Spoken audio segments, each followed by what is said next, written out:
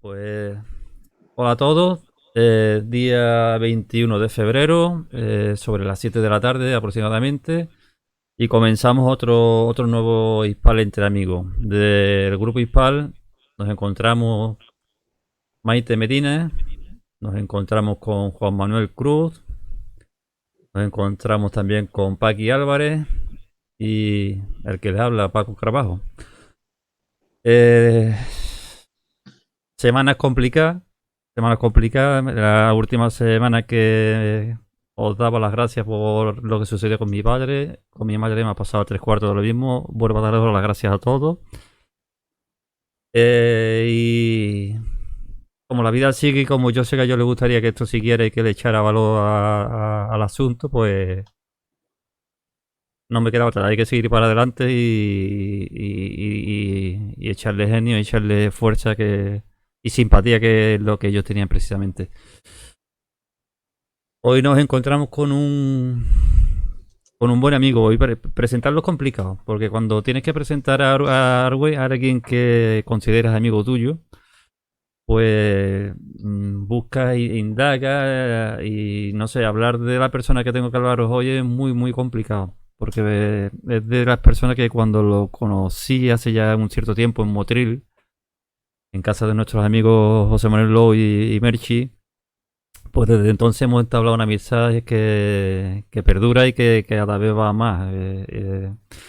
Entonces, hablaros de Javier Herrera para mí es muy complicado, que es la persona que tenemos con nosotros. Yo podría decir lo que dice todo el mundo, que es nacido en Madrid en el 63, que es licenciado en Ciencias de la Universidad, en Ciencia Física por la Universidad Complutense de Madrid, que es especialista en Física de la Tierra y del Cosmos, que todo eso ya lo sabemos todo el mundo, que escribe libros, que participa en un montón de programas, que es colaborador de muchas revistas, articulista, y que ha escrito infinidad de libros como de los que vamos a intentar de desgranar aquí algunos de ellos. Pero yo a Javier no me gustaría presentarlo así. Yo tengo la oportunidad de conocerlo persona cara a cara, y es de la gente que te llega a la patata. Eh, eh, casi lo consideramos ya casi sevillano. Todavía tiene un poquito de acento madrileño, pero esperemos que eso le cambie con el tiempo, y sabemos que por ahí hay un ser élfico que hará que con el tiempo esto cambie. Y bueno, sé que también lo está pasando malamente, y lo primero es saludarte, Javier, y nada, darte las gracias por estar con nosotros y saber cómo estás, cómo te encuentras. Bueno, lo primero, gracias por invitarme. Estoy entre amigos, tú lo has dicho, porque todos os he conocido, he tenido la inmensa gracia de conoceros y, bueno, os considero amigos desde el primer momento porque os habéis demostrado ser unos profesionales en lo vuestro y además buenas personas, que es incluso mejor esto último que cualquier otra cosa, ¿no? El hecho de ser buenas personas. Pues aquí, he salido, como bien sabéis, de un problemilla de salud y ahí ando recuperándome lentamente y volviendo a retomar pues las cosas que nos gustan a mí y a todos, ¿no? A todos los que comparten estos temas. Pues bueno, pues vamos a empezar, ya te digo. Bueno, tú en una de tus publicaciones pone que a veces se alzan puertas, atravesarlas o pasar de largo, esa es la elección del viajero, la causa de su grandeza y su eterno peregrinar. Viajero, llama a la puerta si quieres pasar, y nosotros vamos a atrevernos a pasar contigo, Javier, a través de tus libros. Y la pregunta obligada para nosotros siempre cuando empezamos esto es cómo era Javier desde pequeñito, cómo era ese crío, a qué se dedicaba, a qué jugaba, cuál era su entretenimiento de joven. Bueno, pues más bajito, Sin más, barba, sin barba, ¿no? eso es, más revoltoso también, pero sobre todo muy aficionado a la lectura. Leía pues como el que come, ¿no? Devoraba los libros. Y muy curioso, sobre todo muy curioso. Todos los temas me han llamado muchísimo la atención. Era un niño con los ojos muy abiertos, ¿no? Con ganas de explorarlo todo, de mirarlo todo, de indagar, de preguntar. Y eso es lo que me ha llevado, pues por los caminos por los que estoy. Mi afición por la física, por ejemplo, es un resultado de eso, ¿no? De la curiosidad de saber cómo funciona el mundo y de ver por qué una pelota bota de la misma manera, por qué una manzana cae cuando se separa de su rama. Ese tipo de cosas pues me fascina, ¿no? Entender cómo funciona el universo. Pero aparte del universo físico, que podemos palpar y tocar con las manos y ver y oír, pues me gustan también los temas humanos. Me gustaba mucho oír pues viejas tradiciones por parte de la familia de mi padre y de mi madre, que ambos son de sitios muy diferentes además, y esas tradiciones, ¿no? Las costumbres, eso me llamaba muchísimo la atención y a partir de ahí pues he desarrollado esa curiosidad por esos dos caminos, ¿no? Por la ciencia por un lado y por ese otro lado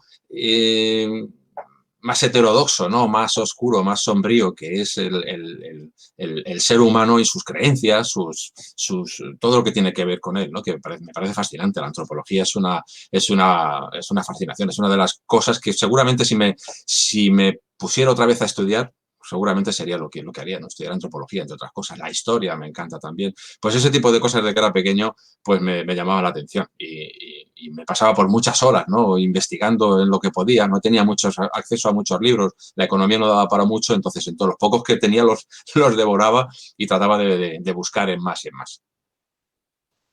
Javier, entonces jugar al fútbol no. Sí, lo que pasa es que precisión en la pierna, pues no había mucha, así que como era un poco grandote, me ponían de defensa, nada más que tú decías, tú para ese. Pues vale, y lo paraba. Pero como tuviera que tirar la pelota a alguna parte, pues 80 grados de diferencia. O sea que al final, pues no. Luego me dediqué al frontón, sí, ¿ves? La pelota vasca sí me gustaba mucho y la estuve practicando durante un tiempo. Pero no me des una pelota porque si quieres que la tire en aquella dirección, va a ir en aquella fijo, seguro.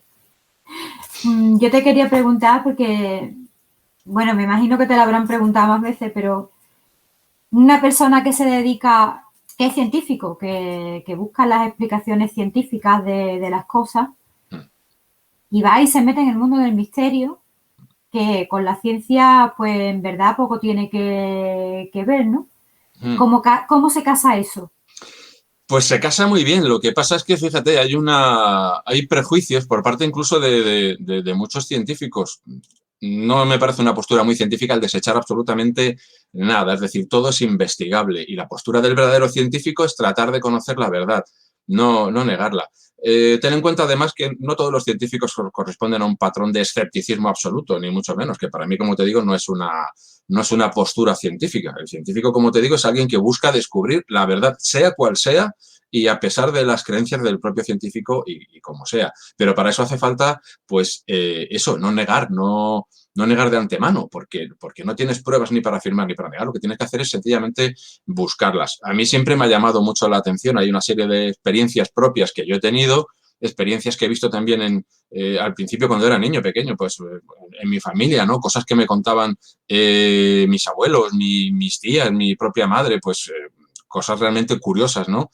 Que me llamaban la atención y creo que son dignas de estudio totalmente. Así que mi postura, como te digo, es esa, la de aplicar el método científico, sí, porque hay muchas cosas que nos venden como misterio y no lo son tanto, y a mí me parece que lo que hay que hacer es separar el grano de la paja, porque, ojo, de esos 100 casos que nosotros estudiamos, hay 89, a lo mejor te puedo decir, que se explican bien si sabes cómo aplicar métodos para ello, pero siempre hay uno que te deja tiritando, que no se acaba de explicar, ¿no? Y ese es el que te hace pensar que a lo mejor hay más cosas de las que podemos ver y las que podemos medir. Yo estoy convencido de que bueno, conocemos la materia y cada vez nos vamos metiendo más en ella, pero no me extrañaría que hubiera otro tipo de sustancia en el universo y otra serie y que la conciencia tuviera una razón per se. O sea, que yo estoy abiertísimo a sugerencias totalmente. ¿Y llegaste a tener, Javier, alguna experiencia paranormal propia que te metiera aún más de lleno en el mundo del misterio? Claro, pues es lo que te digo, que todos tenemos experiencias más o menos, o muchos, otros no, otros hablas con ellos y por a mí nunca me ha pasado nada, a mí sí. Y además cuando me he metido en estas cosas, pues más, ¿no? Sí, tengo cosas que me han pasado que no se explican desde los parámetros de la ciencia normal. No las suelo comentar. ¿Por qué? Porque son algo subjetivo, porque son algo que no he podido medir. No tenía ahí ni mi microscopio, ni mi telescopio, ni mi termómetro en ese momento, porque curiosamente el fenómeno se escapa, ¿no? Cuando quieres medirlo, se escapa el puñetero. Si me perdí la expresión, si me la permitís, pero sí, las he tenido y evidentemente, pues quedan como un bagaje personal. No me gusta hablar de ellas en público por lo que te digo, porque no son nada demostrable, son algo subjetivo. Creo que forman parte, y creo que todas las tenemos, ¿no? Experiencias que te hacen enriquecer como persona y que, bueno, que son tu propio bagaje, pues eso, personal, ¿no? Que no hay por qué ponerlo al microscopio porque son tuyas, de hecho. Hola Javier, encantada de tenerte por aquí. Igualmente, Paqui. ¿Cómo es un día normal en la vida de Javier Arries? Ahora muy raro, como el de todos, porque con los tiempos estos que nos ha tocado vivir, pues muy extraño. Y además si a eso le sumas que ando todavía convaleciente, pues, un poco rollo, ¿no? Aquí confinado doblemente. Lo normal sería, pues, en un día laboral cualquiera, pues irme a mi colegio a trabajar, que es mi otra profesión, la de profesor, y donde me lo paso muy bien. A veces no me lo paso tan bien porque evidentemente hay pues experiencias de todo tipo. Pero pues eso, estaría trabajando en una labor que me encanta, que es la de formar a los chavales, de ayudarles a encontrar un empleo, de formarse también en todos los sentidos, desde el punto de vista humano, social. Y luego el rato que me deja eso, y sobre todo los fines de semana, pues a investigar. Y cuando puedo, en cuanto puedo, pues alargarme por ahí a sitios interesantes donde hay cosas curiosas que ver, ¿no? Aparte de museos y lo típico y monumentos, pues eso, las tradiciones, las leyendas, los sitios con cositas curiosas. Vaya, pues ese suele ser mi día a día, ¿no? Y lo que me gusta hacer. Bueno, luego seguiremos hablando de tu vida, digamos, sentimental, porque te quiero preguntar algunas cositas también sobre tu compañera Elfica, a la cual esperamos tener por aquí algún que otro día también con nosotros. Pero, verá, entre tus libros, la mayoría de tus libros, o casi todos tus libros, tratan como has dicho tú anteriormente, de tradiciones, de leyendas, de símbolos, Yo hoy concretamente almorzaba con Maite y con mi suegra y le preguntaba una cosa, digo, se llama setefilla, Fiji, para los amigos. Y le dije, Fiji, ¿tú sabes lo que es un ahojador?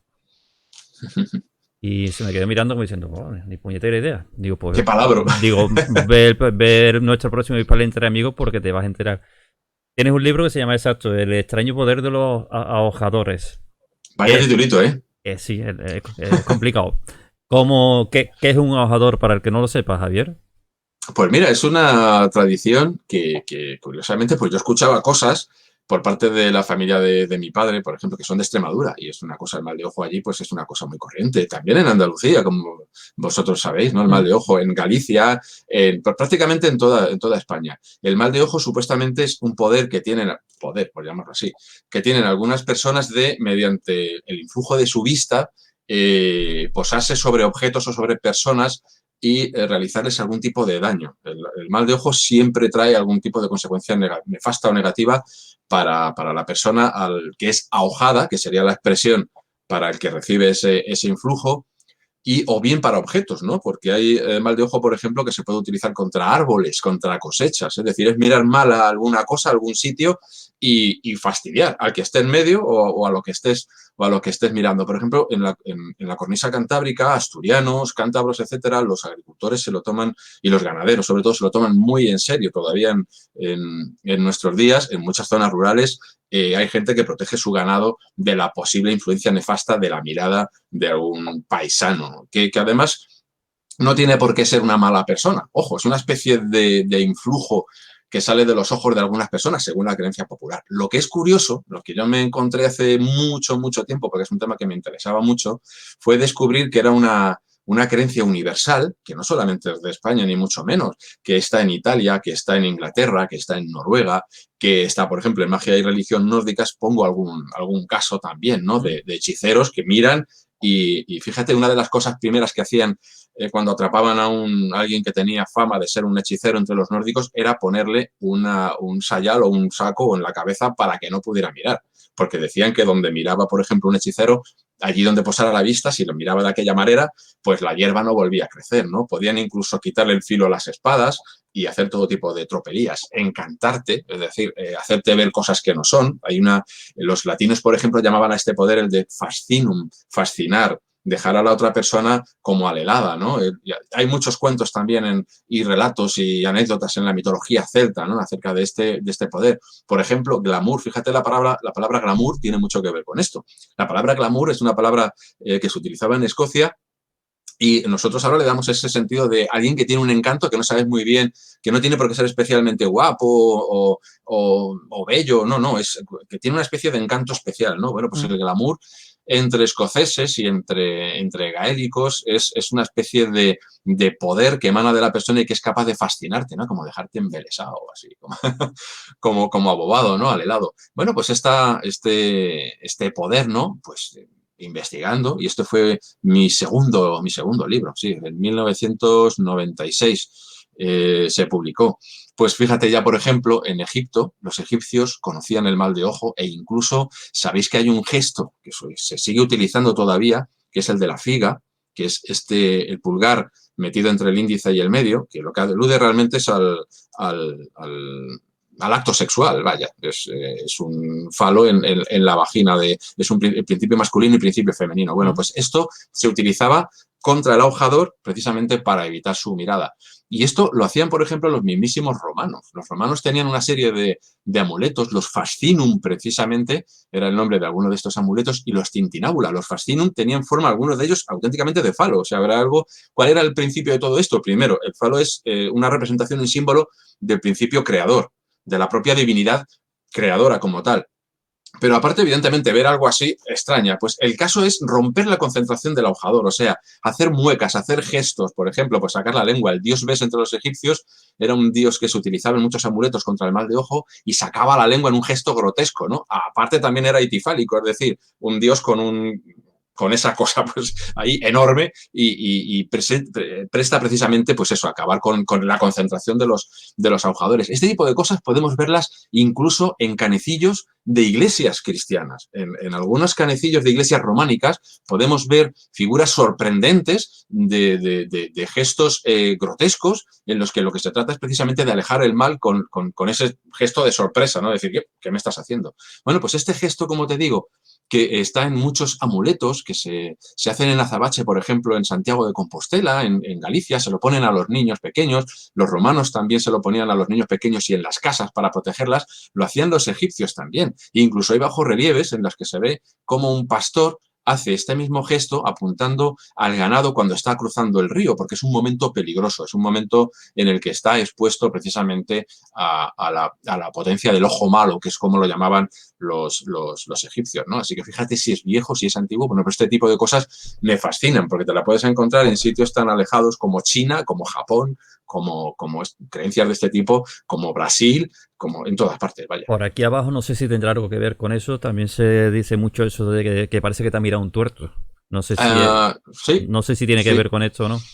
Sí, tiene que ver porque evidentemente hay ciertas personas dentro de la creencia popular, por supuesto no estamos diciendo que sea verdad ni mucho menos, aunque te podría contar casos muy curiosos de limpias con mal de ojo, no curiosidades, pero bueno, tampoco se puede afirmar ni negar nada. El caso es que sí, algunas personas supuestamente, según la creencia, tienen más facilidad que otras para echar el mal de ojo, entre ellas evidentemente los tuertos. Para los musulmanes, por ejemplo, la gente con ojos azules les tienen mucho miedo, además tienen fama de ser buenos magos y buenos brujos. Y si os dais cuenta, los típicos ojos turcos que se utilizan, que se han hecho muy populares aquí también, tienen ese mismo color, el color azul. También conocéis la mano de Fátima. La mano de Fátima suele tener en muchas representaciones un ojo precisamente para detener el mal de ojo. Es algo que procede en principio, viene del Islam, pero es incluso más antiguo. Los mismos judíos también tienen su propia versión y tenemos representaciones de esta mano que detiene al mal en Egipto, entre los fenicios, entre los cartagineses. O sea, pues como te digo, una creencia muy, muy vieja y muy antigua. Yo voy a cambiar de libro. Y me voy a ir a uno que me costó mucho trabajo conseguir, pero lo conseguí, que es el de vampiros. Sí. ¿Qué es lo que te lleva, Javier, a hacer esta investigación sobre los vampiros? Pues mira, el terror infantil. ¿Por qué? Porque cuando era pequeñajo me encantaba todo lo que tenía que ver con estas cosas y me tragaba todas Bueno, Jiménez del Oso evidentemente era un referente, pero evidentemente todas las películas de terror me me fascinaban. Y las de vampiros ni te cuento. Eso es, bueno, pues cuando era pequeño. Luego, además, comentándolo con gente de mi edad, cuando nos ponían, pues eso, Drácula y ese tipo de cosas, algunos niños nos quedaban, madre mía. Pero yo, aún así, todavía tenía las ganas de verlo y me escondía detrás de las cortinas porque, claro, como era un pequeñajo, no me dejaban mirar a la tele. Pues yo me levantaba de la cama y me escondía detrás de las cortinas a ver la típica película de vampiros. Fíjate que incluso había veces que dormía así para no tener el cuello descubierto. Comentándolo con una alumna mía de cursos para mujeres del INEM, me comentó ella que ella se dibujaba con un rotulador rojo, se dibujaba una cruz en el cuello cuando era niña, precisamente para acabar con los vampiros. Así que es un personaje que siempre me ha gustado y te contaré una anécdota más. Cuando era pequeñajo yo veía a la gente que abría un libro y les preguntaba ¿qué hacéis? Y claro, por lo que a mí me daban a entender, de alguna forma decía, el libro les habla. Hay algo en el libro que les dice cosas. Entonces, yo me empeñé en que me enseñaran a leer y en casa pues me enseñaron a leer. ¿Sabes en qué libro? En un recopilatorio de informes de vampiros y de relatos de vampiros que me había regalado el vecino. Así que lo tengo todavía por ahí. Además se lo recomiendo a todo el mundo. Es una recopilación no me acuerdo ahora, de Vadim, de Roger Vadim. Es un cineasta que hizo esta recopilación en la cual además, y ahí entró mi curiosidad científica también, aparte de los relatos, algunos terroríficos, como el Burdalak, que siempre me ha impresionado y es mi relato favorito, pues textos que eran reproducciones de informes auténticos, ¿no? Como los de Calmet. Calmet fue un monje benedictino francés que se dedicó en el siglo XVII, a recopilar, y bueno, XVIII también hizo sus ediciones, a recopilar casos de vampiros que se estaban produciendo en la Europa oriental, o sea, casos que a él le contaban que eran ciertos, y eran informes había entre medias también informes médicos, informes de oficiales austriacos que se habían encontrado en sus territorios con casos de poblaciones enteras, como el caso de Medvedia, el vampiro de Medvedia y otros, o Plogoyovich, un famoso vampiro que en Serbia en 1725 pues creó una epidemia en su localidad. Bueno, pues esas cosas estaban perfectamente reportadas por los oficiales austriacos que eran llamados por la población y eso pues me chocó muchísimo. De hecho, bueno, pues estuve desde que era pequeñajo, siempre he ido recopilando información sobre vampiros que plasmé en ese libro, ¿no? Era el libro, además, siempre lo digo cuando me preguntan y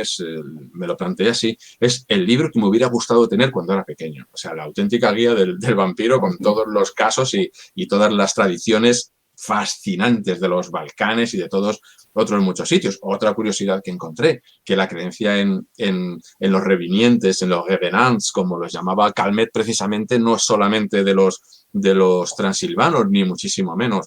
Lo hay ya en la antigua Grecia clásica, en muchas partes del Mediterráneo, entre los propios vikingos también, y esos son feroces y terribles, absolutamente terribles. O sea, si yo veo un vampiro balcánico y veo a uno vikingo, salgo a correr al lado del balcánico, pero echando leche. Vamos, son tremendos, son terribles. Pues desde ahí me viene, Maite, la afición. Y bueno, creo que hice una guía bastante completa, lo que te digo, una especie de guía de campo sobre toda la creencia de los vampiros que me hubiera gustado tener. Una preguntita, porque has dicho que ese fue el primer libro con el que aprendiste a leer. ¿A qué edad aprendiste a leer? Pues un año antes de entrar al colegio. Que no recuerdo muy pequeño. Ahora mismo. Sí, muy pequeño, claro. Sí. Por eso no jugaba bien al fútbol, Maite. Pero espera, ya no solamente el aprender a leer, es la comprensión lectora. O sea, Era un buen defensa, Paco. Leñero. Sí, a mí me decían que no pase. Bueno, pues no pasa. De hecho, no me quería nadie. Recuerdo, mira, una anécdota que te voy a comentar. Había esto en Vinaroz, creo que era. Pues había un chavalín que jugaba muy bien. Era un viborilla, era una culebrilla, ¿no? Se movía, pues corría por todas partes, tiraba muy bien y era un muy buen delantero, pero el pobre era muy pequeño. En alguna ocasión, cuando le tocaba, retrocedía al pobre y decía, no quiero. Y se iba del campo y decía, no quiero, si está en la defensa, no quiero. Que no te voy a hacer daño. Bueno. Pero eso, lo que te digo, pues un año antes de entrar en el colegio, ya te digo que tenía mucho interés en saber por qué los mayores veían los libros y los libros les hablaban y decían, es que con las letras tú puedes hacer palabras y pues, me tienes que enseñar, eso es una maravilla. Y a partir de entonces, ya no he parado. Aquí. Javier, ¿por qué se entierran los vampiros boca abajo y con las manos atadas? ¿Qué sentido tiene? Bueno, pues mira, son varias de las cosas que se hacen con ellos, porque se hacen un montón, o sea, se les hace todo tipo de perrerías. Se les pone boca abajo precisamente. Ya les vale, ¿no? Claro, sí, mejor así, porque si salen la hemos fastidiado. Es cierto. Si se ponen boca abajo es precisamente para que cuando intenten salir lo hagan en la dirección opuesta. Porque cuando salen al principio no son muy espabilados. Entonces, lo que hacen es tirar para donde pueden. Entonces, si están boca abajo, su naturaleza les impele a tratar de arañar la tierra debajo. Pero por si acaso, como hay alguno más listo, pues lo que hacen es, pues efectivamente, maniatarles. Hay muchas representaciones y muchos relatos, hasta en China, ¿no? Donde a los criminales que se les ejecutaba, pues se les mantiene enterrados con las ligas para que no puedan levantarse. Y en muchos sitios de Europa también era costumbre, pues precisamente por eso. Pero muchas otras tradiciones más. Por ejemplo, arrancarles el corazón o, por si acaso, pincharles. Hasta no hace mucho, por ejemplo, en Rumanía hay un caso del siglo XX en el que un hombre que sospechaba que su madre podía convertirse en un vampiro, clavó una aguja en el corazón de la madre para cerciorarse de que no se levantaría. O sea, fíjate que en algunos sitios todavía existe el miedo al vampiro. Javier, ahora hay una frase que se ha puesto muy de moda cuando alguien fallece, y es esa que se suele decir mucho, que la tierra te sea leve. En los vampiros y en las brujas, ¿qué explicación tienen que algunos al ser desenterrados hayan aparecido como si por ellos no hubiera pasado el tiempo? Como si no sé, ¿tiene alguna explicación? Claro. ¿Se le enterraban de alguna forma específica con algún tipo de tierra específica o algo? Bueno, en principio, es muy interesante la expresión que la tierra sea leve, que es una expresión latina. Evidentemente, como enterraban a los difuntos, pues evidentemente era una expresión normal. Fíjate además que en Grecia, a los perjuros sobre todo, a los que habían faltado a su palabra o aquellos que decían falsedades, se les maldecía diciéndoles que la tierra no te acoja. Tela, ¿eh? Lo cual significaba que evidentemente ni la tierra quería su cuerpo, con lo cual pues prácticamente le condenaban a vagar por ahí, precisamente como un reviniente de un lado para otro. Y ahora lo que me preguntabas, pues claro, esto era una de las cosas, cuando no había conocimientos médicos como los que tenemos ahora, que dejaban a la gente, a la población, pues con la mosca detrás de la oreja, ¿no? El abrir o desenterrar un cuerpo y encontrarlo pues con signos de lo que ellos creían que eran señales de vampirismo. Entre ellas, pues que no se habían corrompido lo suficiente o como otros cuerpos enterrados al mismo tiempo.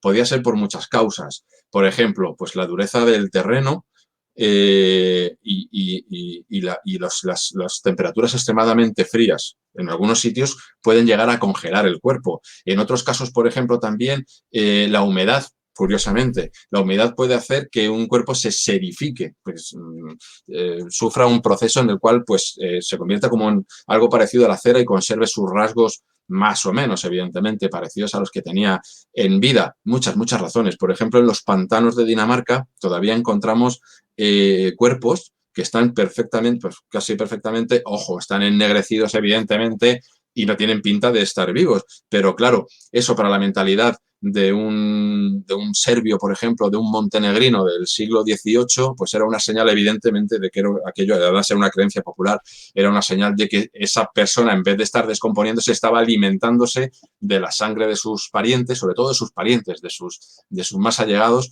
para mantenerse en la tumba. Hay muchas explicaciones que vamos, no es nada absolutamente sobrenatural, ¿no? El hecho de que algunos cuerpos permanezcan intactos. Y en otros casos también sí hay una serie de procesos de descomposición, lo que pasa es que eran malinterpretados. Por ejemplo, pues en uno de esos procesos los gases que se acumulan en el cuerpo pues hace que el cadáver se hinche y además hace que determinados líquidos sean expulsados. Qué conversación tan desagradable, sí. Por cierto. Pues salgan por los... Muy amena.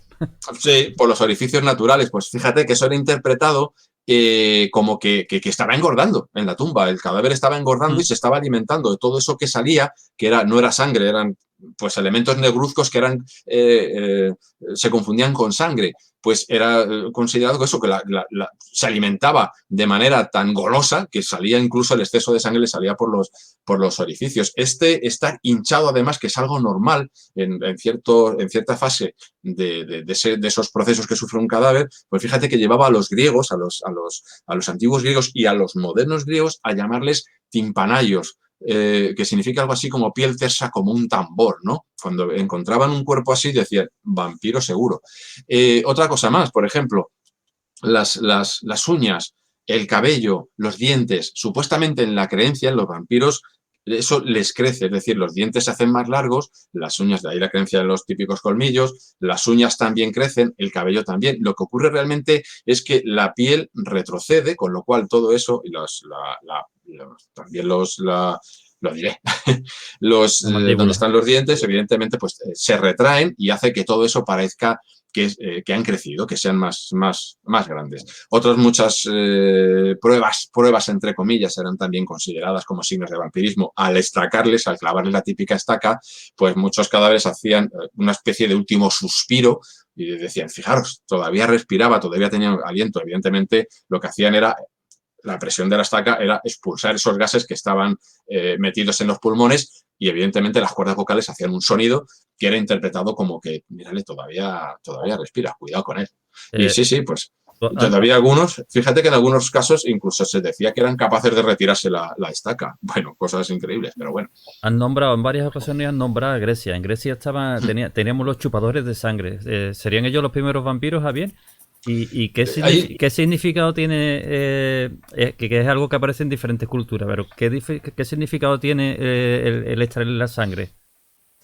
Uy, mira, bueno, en Grecia tienen, por un lado, estos timpanayos y a los brucolacos, que es el nombre que se les suele dar, que, bueno, tiene que ver mucho, es una palabra que parece más bien recogida del eslavo, ¿no? Tiene mucho que ver con burdalak, brucalac, son palabras que designan tanto al vampiro como al hombre lobo, curiosamente, que son pues, dos personajes que suelen ir bastante unidos en algunas tradiciones. Y, perdona, Paco, que se me ha olvidado los chupadores de sangre. ¿Por qué la sangre, no? ¿Por qué Exacto, ¿y por qué esa necesidad de extraer la sangre? ¿Qué encontraron en eso? Porque, como dice Drácula, la sangre es la vida. Evidentemente es lo que nos mantiene vivos, es algo que observa en todas las culturas se observa que cuando alguien se desangra, muere, y que además es algo caliente, palpitante. Es la sangre lo que en toda la simbología de todos los pueblos, lo que contiene la vida. La Biblia, en este caso, por ejemplo, es muy específica y nos habla mucho de las creencias de los pueblos israelitas, ¿no? Para ellos se llama nefesh. La nefesh vive en la sangre. La nefesh es una especie de alma intuitiva. Los judíos distinguen diferentes tipos de partes en la personalidad del ser humano. Por un lado está Gof, el cuerpo. Por otro lado está la Ruach, que es como el espíritu. De hecho, el Espíritu Santo es la Ruach Elohim, la Santa Espíritu, ojo, porque es femenino. Aunque nosotros lo traducimos como el Espíritu Santo por nuestro propio idioma, pero es femenino. Pero entre el cuerpo y esa Ruach, o entendimiento o alma, está un alma instintiva que es la nefesh. Ese alma es la que provoca nuestros instintos, la que nos hace tener miedo o pasión por ciertas cosas. Por eso los hebreos tienen prohibido beber la sangre de los animales, porque el instinto, las peores pasiones, los instintos más bajos del animal pasarían a integrar la propia nefesh. De ahí también una mala lectura, por ejemplo, lo que hacen los testigos de Jehová, que impiden a sus correligionarios que se hagan transfusiones de sangre, ¿no? Porque supuestamente la sangre de otra persona conlleva, evidentemente, pues la parte más animal, podríamos decir, de la persona, ¿no? Es el instinto vital, es esa fuerza, la fuerza del hálito vital. Ritos de sangre los hay en todas las culturas. La sangre es lo que nos mantiene vivos y, por ejemplo, en muchos lazos de amistad entre los vikingos, por ejemplo, estrechar la sangre de una persona con otra te convierte en hermano. No has nacido del mismo útero, de la misma madre, pero el compartir tus sangres ya te convierte en una especie de hermano, ¿no? Por el poder precisamente de ese líquido vital que para nosotros tiene una importancia radical. Uh-huh. Yo lo he hecho de chica. Ojo, con la amiga. Fijaros que también, aparte de la sangre, hay vampiros que no solamente se alimentan de sangre. Es decir, allí donde hay fluido vital, y no solamente en la sangre, también los vampiros lo absorben. Por ejemplo, en muchos casos de vampiros típicos, el vampiro aparece en sueños al durmiente y lo que hace es absorber el aliento. Y, por ejemplo, el Jiangxi, que es el típico vampiro chino, tiene también su homónimo japonés, lo que hace es sorber el aliento. Lo que tienes que hacer, si ves a un vampiro chino, esto es una recomendación que os hago por si os pasa, ¿eh? No, Imaginad que vais... Ni vampiro ni murciélago chino queremos ver ahora mismo, ¿eh? Pues tú imagínate, tú vas por un cementerio y, oye, que han enterrado allí a un chino.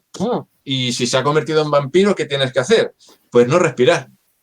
Ahora, que no sé si la solución es mejor, porque al fin y al cabo, si no respiras, te mueres también. O sea que, pero es que el vampiro chino te detecta por la respiración. Así que lo mejor es contener el aliento todo lo que puedas, porque si no, si huele tu aliento, ese bicho que es el vampiro chino, que además va a saltos porque tiene rigor mortis, entre los chinos el vampiro conserva el rigor mortis y tiene que andar pegando unos brincos impresionantes, lo que hace es sorberte el aliento y te puede matar solamente aspirarte el aliento de una sola sentada. Así que cuidado, que hay vampiros muy fastidiados por el mundo.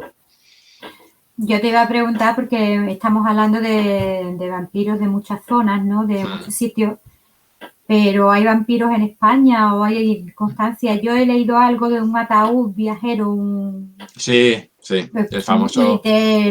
vampiro de Borox, ¿no? Sí, el vampiro de Borox, efectivamente. Borox es una población que hay en Toledo y supuestamente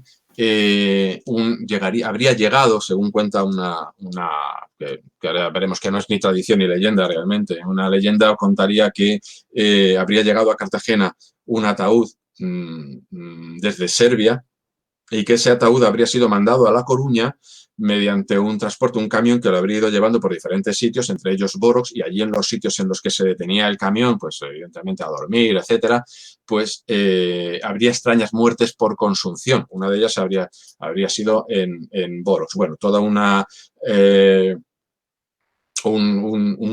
leyenda que se habría forjado en torno a este ataúd, que habría acabado también en comillas, bueno, muchas cosas, muchos artículos se escribieron en torno a esta historia, que precisamente, pues, en realidad podemos encontrar en un libro de un dramaturgo español, vasco, y que pues cuenta exactamente lo mismo en el libro, exactamente, y que cuando se le preguntó, unos investigadores, Ardanuy y otros investigadores le preguntaron sobre si había algo o se había basado en alguna leyenda para esta historia, que está recogida en un libro, en Las noches lúgubres, que tengo por ahí de Alfonso Sastre, pues Alfonso Sastre le dijo que no, que era una invención puramente suya.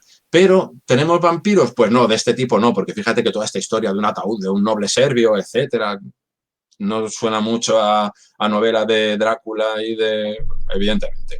Pero, ojo, tenemos vampiros más antiguos. ¿Y esto por qué? Pues porque el vampiro, antes de que llegaran los eslavos, ya era conocido en el Mediterráneo. Y los romanos y los griegos, como os decía antes, también les temían a la gente que podía levantarse y alimentarse de la sangre de los vivos. Pero además de los muertos que se alimentan de la sangre de los vivos, también se temía a vivos que se alimentan de la sangre de los vivos, a las brujas. Que si os dais cuenta, en muchos procesos llevados por la Inquisición y algunos por la justicia civil, pues era una de las cosas que se les achacaba. Por ejemplo, en el famoso proceso de Zugarramurdi, se les achacaba a las brujas que buscaban a los nenos, a los niños pequeños, para punzarles y beberse su sangre. Con la propia sangre, las brujas también alimentaban a sus pequeños demonios, a los familiares. Pero en algunos casos, estas brujas bebedoras de sangre eran muy temidas, tanto en Grecia como en Roma, pues iban a por los niños pequeños y sobre todo tenían la facultad de convertirse en lechuzas. Y de eso la palabra con la que se designa bruja en Italia, todavía la streghe italiana, todavía tiene que ver con la palabra strix, que es el nombre griego para la lechuza, y se pensaba eso, que las brujas se convertían en lechuzas y podían penetrar en las habitaciones donde vivían dormían los niños pequeños y los más jóvenes, que era la mejor sangre, evidentemente, para beberse su sangre. Esa tradición también la tenemos aquí en España, donde tenemos, por ejemplo, fíjate que las coruxas, las lechuzas son temidas en Galicia, y están las susonas brujas que se convierten en lechuzas, que ese pico se convierte en un diente.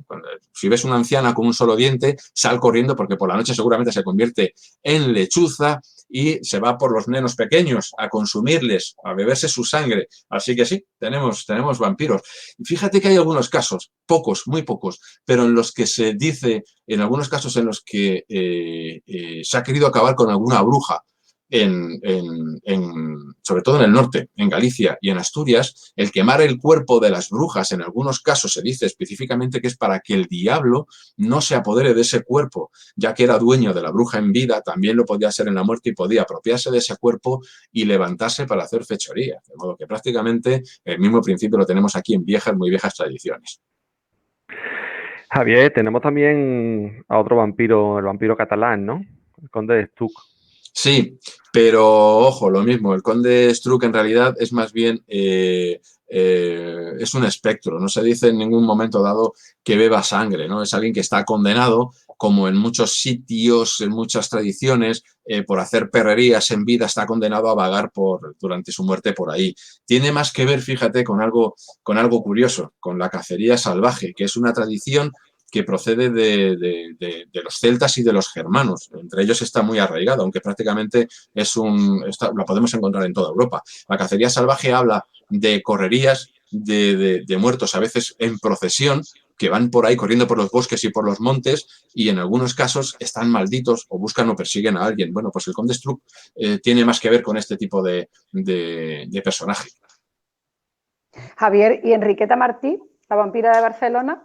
La vampira de Barcelona se llama así, evidentemente, la vampira de Barcelona, pero fíjate que tampoco era una vampira. De todas maneras, es un personaje curiosísimo, nefastamente famoso, porque bueno, pues se dedicaba a secuestrar niños y a fabricar con ellos untos y venderlos por ahí también para hacer untos y todo tipo de filtros, sobre todo para la gente con tuberculosis y con este tipo de problemas. Había una creencia de que la tuberculosis podía curarse con la sangre, y de hecho muchos sacamantecas y gente de este estilo pues lo que hacía era sobre todo los niños indigentes, gente que podía desaparecer sin dejar mucho rastro, sin que las autoridades hicieran mucho por ello, pues sacarles los untos, las mantecas, precisamente para hacer este tipo de ungüentos, para vendérselos a gente que tenía problemas, sobre todo respiratorios, como os digo. Pero el caso de Enriqueta Martí es que es horroroso, porque esta mujer hizo un negocio atroz de todo aquello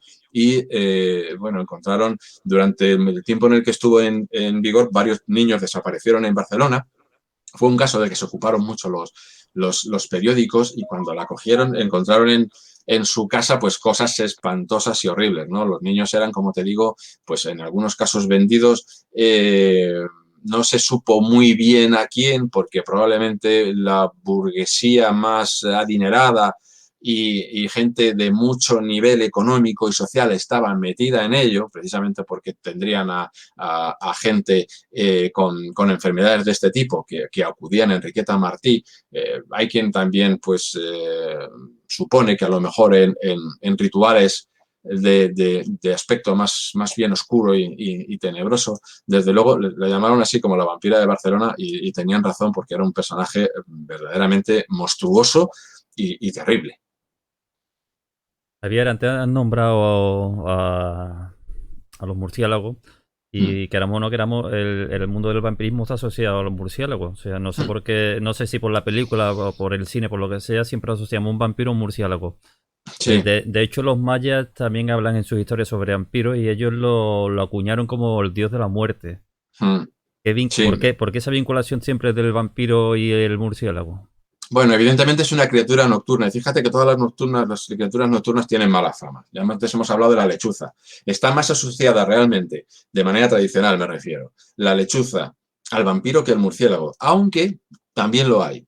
Pero es que el vampiro en algunos lugares es susceptible de convertirse en cualquier cosa, incluso en una especie de vapor o de humo, de niebla, que puede entrar por debajo de las puertas. Esto da mucho miedito, ¿eh? Si hay alguien fumando y se te cuela el humo, madre mía.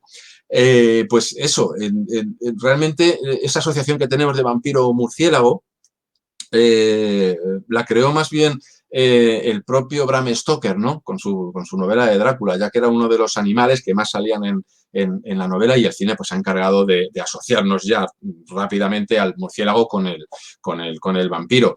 Pero como te digo, bueno, es uno de los animales más, ¿no? Digamos que si viajas a Transilvania, Rumanía, a Oltenia más que a Transilvania, porque Transilvania suele ser el sitio en el que uno piensa cuando piensa en lugares donde hay vampiros, pero pues en Rumanía resulta que es el que menos, ¿no? Hay otros sitios en Rumanía donde hay más tradiciones y están más vivas, además, esas tradiciones. Pues tienes otros animales más asociados al vampiro. Por ejemplo, en determinados lugares en Rumanía, estas mariposas, no sé si las habéis visto, que tienen una especie de calavera al dorso, que curiosamente tienen un dibujo en su dorso que se parece al de una calavera. Pues a esas las tienen más miedo, ¿no? que a los propios murciélagos. Perros, gallinas, hasta gallinas. Hay casos de algún vampiro convertido en una gallina, ¿no? Una gallina monstruosa y de tamaño gigantesco. Por ejemplo, en el caso del zapatero de Silesia, en el que se decía que este zapatero, que se había degollado a sí mismo, pues visitaba a la gente de la ciudad en la que había muerto, y bueno, tenía todo el mundo asustadísimo. La gente incluso hacía guardias en las casas porque temían la llegada del vampiro, y en algunos casos hablaban de apariciones extrañísimas, de animales muy extraños, raros, incluso en algún caso de una gallina monstruosa. Fíjate, es un mundo absolutamente apasionante donde absolutamente todo puede pasar. Yo te voy a pedir un cambio de tercio y te voy a pasar con Maite, porque Maite se acompaña siempre de sus muñecas.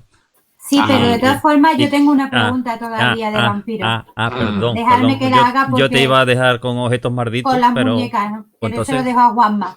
muy bien. Ya es que estamos hablando mucho del vampiro de chupasangre, ¿no? Del vampiro ese del de Bram Stoker, pero hay otro tipo de vampiro que quizás sea el que todos conozcamos alguno, que es el vampiro psíquico, ¿no? Yo conozco un montón en mi trabajo. Pues ahí pues yo, ¿qué es un vampiro psíquico, Javier? Bueno, pues mira, es una buena pregunta, porque hay figuras de vampiros en las que pues parece que se alimenta sencillamente de tu energía vital, o sea, directamente. Ni sangre, ni hace falta que te muerda, ni nada. De hecho, por ejemplo, vampiros griegos. El vampiro griego, si te nombra 3 veces y le contestas, pues van apañados. Es como si el vampiro te pudiera absorber la vitalidad a distancia. Pero además, esta figura del vampiro psíquico que nosotros conocemos, que es una especie de leyenda más o menos reciente, se puede rastrear hacia los escritos de ocultistas del siglo XIX, tal como la conocemos ahora, porque, como te digo, tiene una razón de ser en algunas tradiciones, ¿no? En algunas costumbres y ritos y tradiciones más antiguas, pero tal como lo conocemos ahora mismo, pues se lo debemos a determinados ocultistas y gente asociada a determinadas sociedades como la teosofía, etcétera, ¿no? Y procede sobre todo de eso, de escritos de ocultistas del siglo XVIII y del XIX, sobre todo del XIX. Por ejemplo, una ocultista inglesa, Diane Fortune, escribió mucho sobre ello en un libro que se llamaba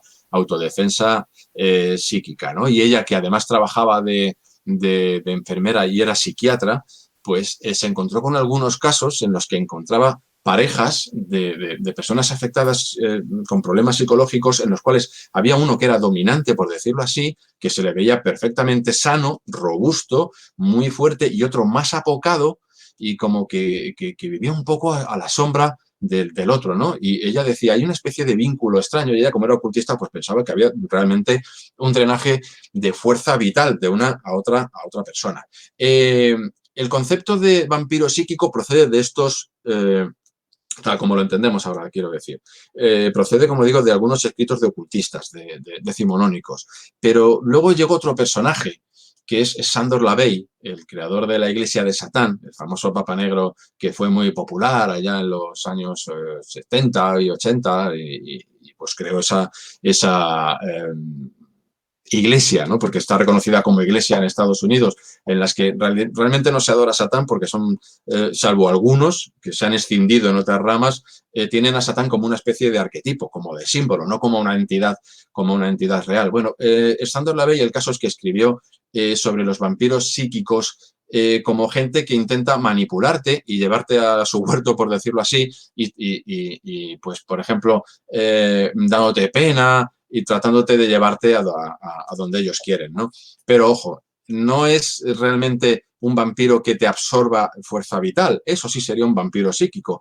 Esto del que nos describe Sándor Lavey, que confunde a mucha gente, más bien es un vampiro emocional. Es decir, una persona que sabe aprovecharse de tus emociones, que sabe que es un manipulador, que sabe cuándo llorarte o cuándo mantenerse muy, muy seguro de sí mismo y te lleva de un lado para otro, te da dolores de cabeza y te puede crear pues muchísimos problemas, pero mediante ardides psicológicas, no porque realmente te esté absorbiendo la energía. En algunos casos puede haber algún vampiro emocional y psíquico, ¿no? Podría decirse que existen, pero bueno, a mí me gusta distinguir esas dos facetas porque el vampiro emocional estamos seguros de que existe realmente, es decir, es una figura que no utiliza nada más que su capacidad de liarte de alguna manera, mientras que el vampiro psíquico, bueno, pues científicamente no está demostrado, evidentemente, aunque es curioso que, de hecho, tengo un trabajo que se publicará en su momento, lo primero, haciendo una encuesta que hice, pues la creencia en el vampiro psíquico era muy fuerte entre la gente, y la gente que creía haber tenido una experiencia con vampiros psíquicos pues era una estadística muy alta. Y bueno, tengo casos realmente curiosos, ¿no? de gente. Yo mismo también he experimentado mis pequeñas cosas. Lo que pasa es que como científico yo os digo que es indemostrable, no se puede demostrar que ese fluido vital vaya del uno al otro, pero desde luego sí que hay casos realmente curiosos. A eso se le llama también gente tóxica, ¿no, Javier? Claro, ahí estamos. Fíjate que deberíamos, para ser rigurosos, vampiro psíquico, persona, y ojo, que también los habría muertos, es decir, los ocultistas hablaban también del vampirismo psíquico como el que ejerce un vampiro sin necesidad de que su cuerpo salga de la tumba. Lo que sale de alguna manera es su doble etérico para alimentarse de los que están durmiendo. Entonces, no hace falta que un cuerpo salga de la tumba, sino que ese doble etérico más o menos astral saldría para alimentarse. Algunos vivos, según la creencia, ya os digo, también serían capaces de hacerlo. También os comento que hay incluso sociedades y gente que cree que son vampiros psíquicos y además están orgullosos de serlo y practican para dominar mejor esas técnicas, ¿no? Hay algunas asociaciones con muchos rasgos ocultistas y que practican determinados ejercicios mágicos, etcétera, que pretenden que su doble astral o su doble etérico es capaz de salirse en un momento determinado de su cuerpo, y esa conciencia podría viajar hasta los que están durmiendo y drenarles así la energía vital, o incluso en presencia de las propias personas. Hay muchos en Estados Unidos, pues prosperan muchísimo, pero los tenemos también aquí en Portugal, por ejemplo. Hay una orden más o menos secreta de este tipo de vampiros. Cambiando de tercio, como dice Paco, Javier, vamos a objetos malditos, ¿vale? Y yo tengo una pregunta. A ver, ¿tú crees que hay cierta sugestión a la hora de catalogar un objeto como maldito? Pues mira, siempre que hago una investigación parto de que no sé nada, quiero decir. Intento verlo de la manera más objetiva posible. Y pues, por supuesto, he encontrado millones de casos en los que hay sugestión de por medio. Por ejemplo, uno que describe objetos malditos en los que una mujer se obsesiona más o menos con una muñeca y cuando está dormida, pues cree que al girarse un poco la ve hacer ciertos gestos. Y todo, las cosas tal como las narra, tal como las cuenta, parece que podrían ser, por ejemplo, pues efectos de alucinaciones hipnagógicas, ¿no? Que tiene durante el sueño, y además, pues eso, una obsesión que tiene con la muñeca que puede llevarle a sugestionarse. Evidentemente, la sugestión es un arma poderosísima y muchos de estos casos se explican de esta manera. Casos particulares, casos en los que uno no puede ir más allá y no puedes, digamos, que analizar psicológicamente a la persona, pues son más difíciles, o casos en los que interviene más gente, ¿no? Porque siempre hay gente más sugestionable y menos sugestionable, pero sí, la sugestión evidentemente en muchos casos sí ayuda, claro que sí. A ver, Javier, en que dices que la sugestión ayuda, evidentemente el ritual de la maldición se da en todas o en casi todas las culturas, sí, ¿no? ¿Tú crees que eso responde a una necesidad de esa sociedad en concreto, o era que realmente era efectiva o es efectiva?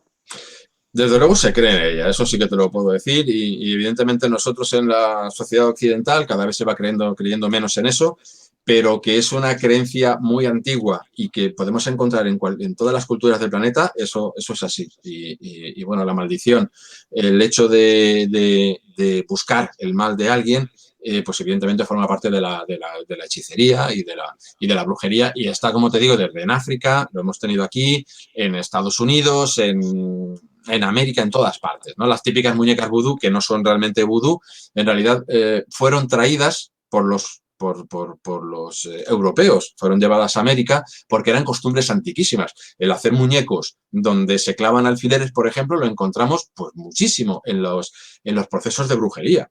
En Salem, por ejemplo, si nos vamos a Estados Unidos, pues era una de las cosas que también se les achacaba a las famosas brujas de Salem. Pero antes de los de Salem, las brujas de aquí de Europa ya lo utilizaban y se encuentran también incluso en Roma y en Grecia. Son objetos que encontramos, los arqueólogos se las encuentran, es decir, son reales, existen y están en algunos museos.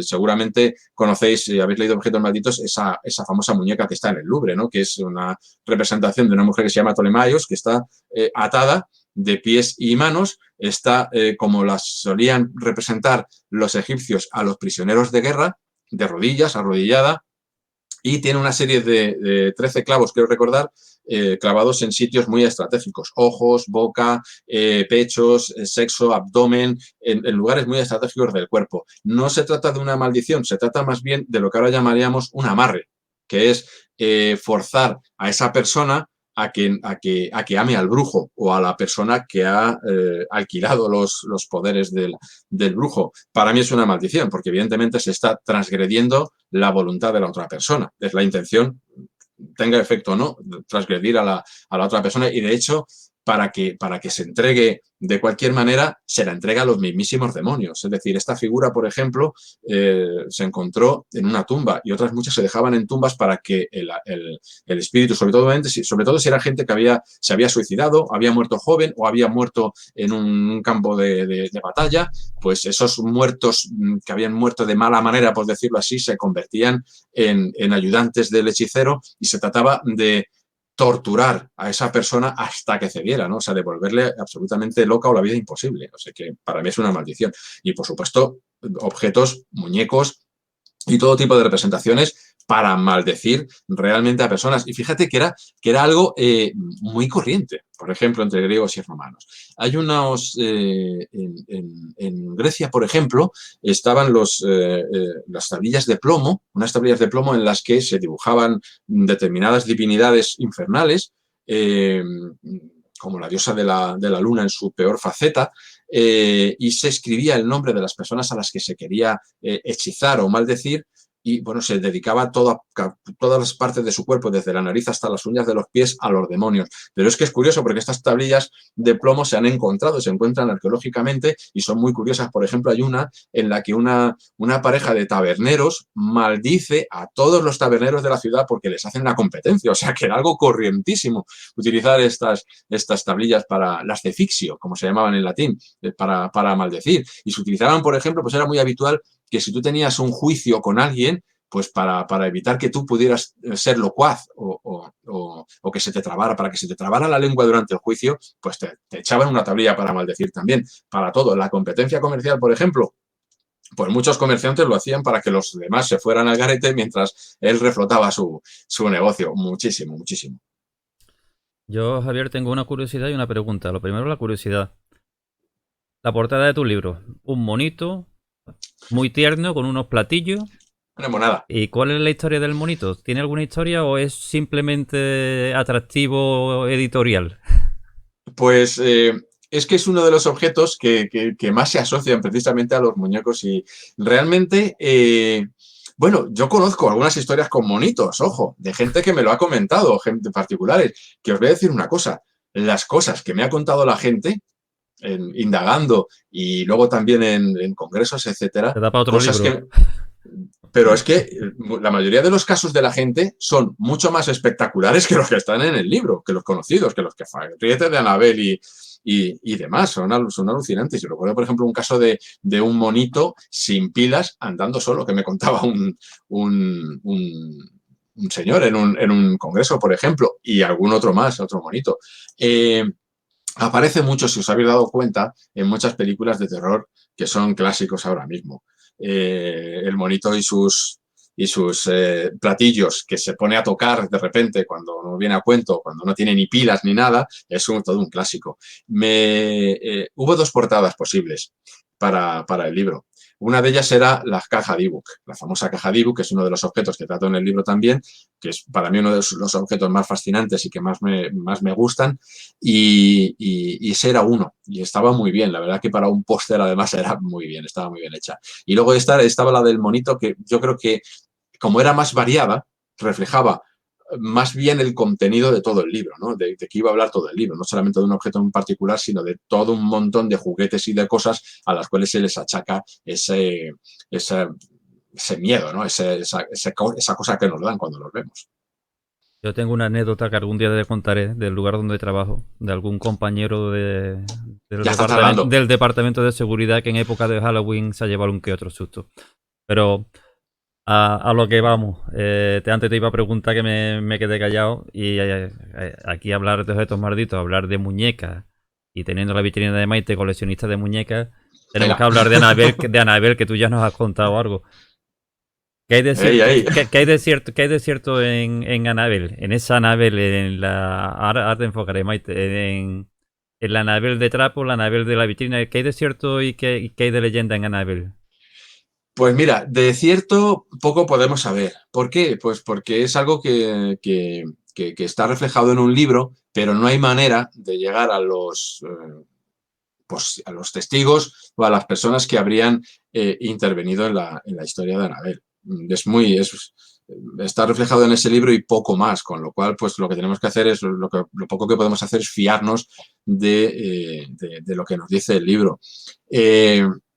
Lo que sí está claro es que la historia de Anabel da para una novela y para un libro. Es lo que digo yo en Objetos Malditos. Muchas de estas historias no hay manera de verificarlas, pero desde luego que te vas a pasar un buen rato leyéndolas, al menos si eres fan del género, al menos como literatura son magníficas, son maravillosas. Otras dejan que desear, pero algunos, sobre todo de lugares. La estadística de algunos lugares a mí sí me deja perplejo en algunos casos, pero en el caso de Anabel, tan conocido y tan famoso, pues como te digo, está ahí en su vitrina, en el famoso Museo de los Warren, y bueno, se han contado de ella montones de anécdotas, pero no hay forma de verificarlas. Primero, porque la historia en sí, la historia de Anabel regalada a su dueña y perseguida por Anabel, como quien dice, y más que nada a ella, más a su novio, que fue quien sufrió los golpes, arañazos, etcétera, no hay forma de llegar hasta ellos, así que no tenemos forma de conocerlo. Luego han ido surgiendo anécdotas con respecto a ella, porque al estar metida en ese museo, pues muchos han ido allí y aseguran que Anabel ha girado la cabeza o que les han ocurrido una serie de cosas. Por ejemplo, se cuenta también que unos de los visitantes del museo pues eran una pareja de motoristas, un par de jóvenes, y el chico pues empezó a meterse con Anabel, ¿no? Diciendo, ¿tú qué vas a hacer? No te tengo miedo. Empezó a meterse un poco con ella. Y bueno, pues les echaron de allí por su conducta. Y al poco de coger la moto, pues se estrellan contra un árbol y bueno, pues él fallece y ella pues tiene unos traumatismos severos, gordos. Pero como te digo, son testimonios. No se ha hecho ninguna investigación realmente seria sobre Anabel. Anabel además está ahí metida y la sacan de vez en cuando, no hace mucho la sacaron para un que eso es lo que más cosa da, ¿no? La sacaron con una cosa bastante mercantilista. La tuvieron que llevar diferentes personas rociándola en agua bendita, una especie de show muy teatral. La llevaron a un sitio donde la gente había pagado por una comida, llevaban los libros de los Warren, pagaban por hacerse fotos con la muñeca, todo muy, muy mercantil, me temo. Pero desde luego la historia sí es apasionante. Pero no es de las que, ya te digo yo, que como historia verídica no la pondría yo como ejemplo. Más bien leyenda o cuento, ¿no? Maite. No, yo como se puede observar no es que me dé mucho miedo ni la leyenda ni... Tengo mi Ragged Ann, que además es Ragged Ann, tiene sus etiquetas, y tengo muchas muñecas porque me encantan las muñecas y las colecciono. Sin embargo, es verdad que hay muchas personas que le tienen verdadero pavor a las muñecas. ¿Por qué, Javier? Porque ¿Por qué se le tiene ese miedo tan grande a las muñecas? El muñeco Robert es otro que... Mm, ¿Qué pasa con los muñecos? Tú tienes ahí una de pues, porcelana que da un poquito de gindama también, ¿eh? No es de porcelana, es de cartón piedra, es Bueno, una mariquita Pérez. pues da, yo, Es preciosa. pues da un poquito Lo de que pasa gindama. que es... Pues no. yo no la A veis, pero mí, tengo a mi derecha, tengo precisamente una copia que hizo mi madre, que es una artista, pues hizo una representación de Annabelle, que vamos, está estupenda. Falta la etiqueta. Y bueno, sí, los muñecos, pues oye, fascinan. Por un lado, fascinan. Hombre, hay gente a la que evidentemente le dejan indiferente, pero fíjate que hay dos posiciones muy contradictorias respecto a los muñecos. Una, como la tuya, Maite, que es que te gustan y los coleccionas. Y las colecciones de muñecas pues son muy conocidas. Y hay pues todo redes sociales incluso donde pues hacen intercambios. sí. Hay incluso un movimiento de muñecos que son súper realistas, donde, bueno, pues los compras y están personalizados, no hay ninguno igual a otro, los compras y son, vamos, parecen bebés si no te fijas muy bien en ellos. Son Y los hay, Regón, se llaman Regón. efectivamente, efectivamente. Y bueno, pues hay gente que está absolutamente obsesionada con ellos y los trata realmente como si fueran un niño pequeño. Es decir, hay toda una cultura, ¿no?, respecto de los muñecos. Digamos que esto estaría en el extremo del coleccionismo. El coleccionista sencillamente las ve y las tiene ahí puestas y oye, estupendo. Además, algunas son pues verdaderas maravillas y joyas de arte por los vestidos, el cómo han sido confeccionadas y son una maravilla. Por un lado, esa atracción y por otro lado, la gente que les tiene auténtico miedo. Pero hablamos de un miedo que en algunas ocasiones es muy severo. O sea, que enfrente de un muñeco hay algunas personas que pueden empezar a experimentar sudoración, imposibilidad de respirar y un pánico absoluto. Es algo que se conoce como pediofobia y es una fobia, es decir, es un miedo irracional y tiene muchos grados, como os digo. También hay gente que no es que se vaya a desmayar, pero que siente cierto repelús y el vello se le eriza al ver muñecos, pues también muchísimo. Seguro que todos conocemos a alguno, si alguno de nosotros no lo tiene. Yo afortunadamente no, pero conozco muchísima gente que sí, que les da miedo. ¿Por qué? Pues esa fascinación, tanto para lo malo como para lo bueno, evidentemente viene porque son algo demasiado parecido a nosotros. Y ahí el pensamiento mágico empieza a jugar con nosotros, porque somos seres muy racionales durante el día, pero hay momentos en los que esa mente más primitiva nos puede. Y ese objeto que parecía inerte empieza a mirarnos como si quizá pudiera albergar vida. Esos ojos, esas cuentas de vidrio parecen mirarnos y respondernos a la mirada. En algunos casos parece incluso hasta seguirnos, ¿no? Si nos empeñamos en ver eso, si nuestra mente se empeña en ver eso. Y hay gente que evidentemente le tiene mucho miedo. Hay una teoría, la llamada teoría del valle inquietante, que explico en Objetos Malditos, que además ha sido realizada por un japonés que es un experto en inteligencia artificial y en robótica. Y nosotros sentimos cierta atracción por los muñecos, del mismo modo que tiene pues un niño pues que juega con su muñeco y bueno, pues le dota de cierta psicología, de cierta personalidad al muñeco. Y todo eso está muy bien y va creciendo conforme se va pareciendo más a una persona, va creciendo hasta que se parece demasiado. Cuando se parece demasiado a una persona, el afecto que se le tiene al muñeco cae en una gráfica, si vemos una gráfica, cae en picado y se convierte en terror. Es decir, hay un punto en el que el parecido, cuando sobrepasa determinado límite, se baja de esa atracción que tiene a auténtico pánico, ¿no? Y eso es algo que tiene que tenerse muy en cuenta, porque a la hora, por ejemplo, de hacer, en esta época en la que se están haciendo androides, robots, etcétera, hay que darles ese toque humano que hace que simpaticemos con ellos, pero como los hagas demasiado perfectos, dan mucho yuyu y dan miedo, es un miedo irracional, porque evidentemente uno empieza a pensar si eso que se parece tanto a nosotros está realmente inerte, está realmente muerto, entre comillas, o hay algo detrás. Yo también tengo muñecos, Javier, Toma. no Yo me deis esperaba el envidia. momento friki. El momento friki este lo esperaba yo. Javier, he podido ver que sobre todo en la comunidad latinoamericana se lleva mucho el tema de las muñecas que se mueven, ¿no? Sí, claro.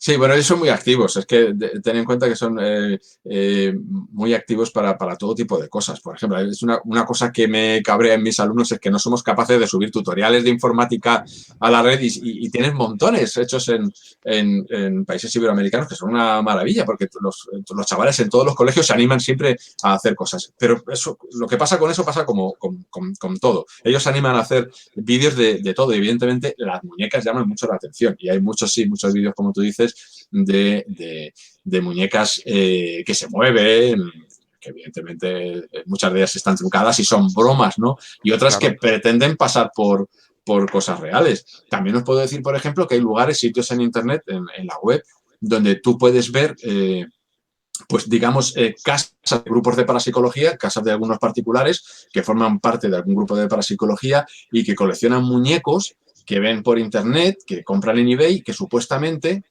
se venden como con capacidades extrañas, ¿no? Muñecos que se mueven, que hacen cosas raras, etcétera. Bueno, pues hay gente que los compra, sobre todo de estos grupos de parapsicología, los ponen en habitaciones o en lugares, les enfocan una cámara y tú puedes observarles por si alguno en algún momento dado detecta que, oye, el muñeco tal se ha ido a la cocina a hacerse un sándwich. Imagínate qué momentazo.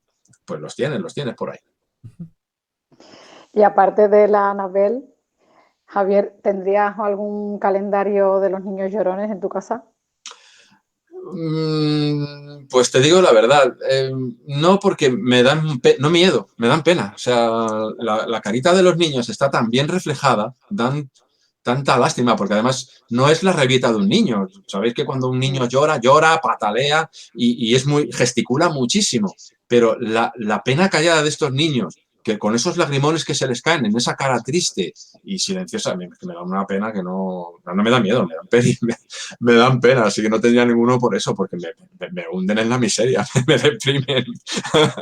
pero sí, la verdad es que dieron muchísimo que hablar, ¿eh? Y estuvieron en muchos hogares en España. Y claro, los de la gente de España lo que no saben es que fueron famosísimos no solamente en España, en Brasil, en Portugal, en Inglaterra, de donde procede la mayoría de las historias sobre niños llorones proceden de Inglaterra, aunque sus bases están todavía más atrás, ¿no? Yo rastreé historias raras en Dinamarca y antes de que The Sun y otros periódicos ingleses empezaron con aquella historia de que la mayoría de los incendios que encontraban los bomberos en toda Inglaterra se encontraban precisamente cuadros de los niños llorones y que ellos no habían ardido, ¿no? Entonces, a partir de ahí empezó a forjarse la leyenda de que eran los niños llorones, los cuadros, los que provocaban los incendios de alguna manera tratando de salir del cuadro y formaron toda la que formaron. Javier, bueno, en el libro aparecen, por ejemplo, joyas como el Diamante de la Esperanza, las sillas de Thomas Busby. Hemos escuchado muchas veces hablar de espejos, de la tradición que tiene del mal que tienen los espejos, de todas estas leyendas, de todos estos hechizos, malditos o maldiciones, que para ti, ¿cuál es la más curiosa, la que más te ha llamado siempre la atención o la que más miedo te da?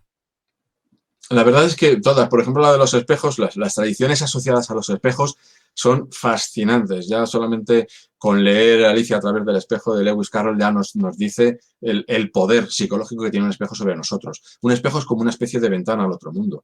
Ten en cuenta además que antes incluso de que existieran los espejos, en muchas culturas, en muchas civilizaciones, el otro mundo es considerado como una especie de mundo invertido. Por ejemplo, los egipcios representaban a los difuntos caminando boca abajo sobre los techos y a veces con las cabezas vueltas del revés. Es decir, ese mundo invertido ya existía incluso antes de que conociéramos el espejo.